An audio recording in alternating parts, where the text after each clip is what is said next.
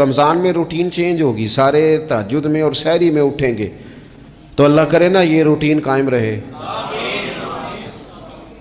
رمضان میں تو اٹھتے تھے سحری کرنے کے لیے، تو اللہ کرے روٹین بن جائے اور سارا سال اٹھیں تہجد کی نماز ادا کرنے کے لیے۔ اللہ کرے روٹین بن جائے، چیزیں تبدیل ہو جائیں۔ وہ لوگ جن کو ڈاکٹر کہہ رہے تھے کہ دوائی بھی کھانی ہے اور پرہیز بھی کرنا ہے، تو وہ کہہ رہے تھے جی دوائی کھانا تو آسان ہے، پرہیز کرنا مشکل ہے، تو بدلنے لگی ہے نا روٹین، آ گیا نا رمضان، پرہیز کا ٹائم شروع ہو گیا۔ لہذا بہترین فائدہ یہ ہوگا کہ رمضان میں پرہیز ہوگی، ڈائٹ پلان بالکل بنایا جا سکتا ہے، اس میں چیزوں کو بالکل مرتب کیا جا سکتا ہے۔ تو رمضان شریف کے آنے سے پہلے ذہنی طور پر اپنی عادات کی تبدیلی کا پروگرام بنائیں، عادتیں بدل جایا کرتی ہیں۔ رسول کریم دنیا میں آئے وَيُزَكِّيكُمْ، حضور تزکیہ کرنے تو آئے ہیں، عادتیں بدلنے تو تشریف لائے ہیں۔ نبی پاک نے صفائی ستھرائی کر دی، ساری ناپاک چیزوں کو نکال دیا۔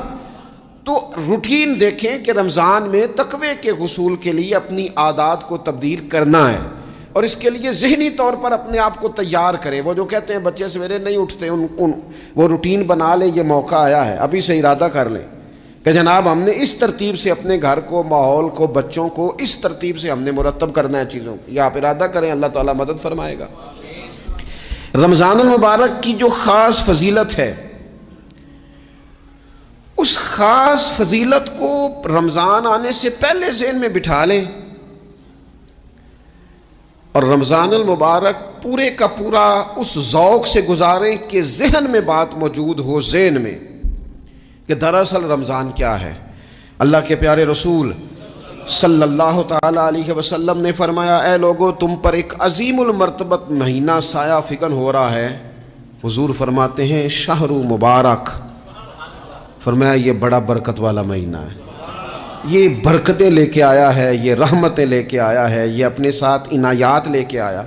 اور نبی اکرم صلی اللہ تعالی علیہ وآلہ وسلم نے فرمایا جو بندہ بھی قرب الہی کی نیت سے رمضان میں نیکی کا طلبگار ہوگا، فرمایا وہ اگر نفل نیکی کرے گا نا تو اللہ تعالیٰ اسے فرض کے برابر ثواب عطا فرمائے گا۔ اور حضور علیہ الصلوۃ والسلام فرماتے ہیں جو اس مہینے میں ایک فرض ادا کرے گا اللہ 70 فرضوں کے برابر اجر عطا کرے گا۔ اپنے ذہن میں ایک بات بٹھائی جائے، ذہن میں یہ بات بٹھائی جائے کہ یہ نا برکت والا مہینہ ہے، اس میں میرا ثواب بڑا ضربوں کے ساتھ آگے بڑھے گا۔ ایک ذہن بنایا جائے اور پھر ثواب اکٹھا کرنا شروع کر دیا جائے۔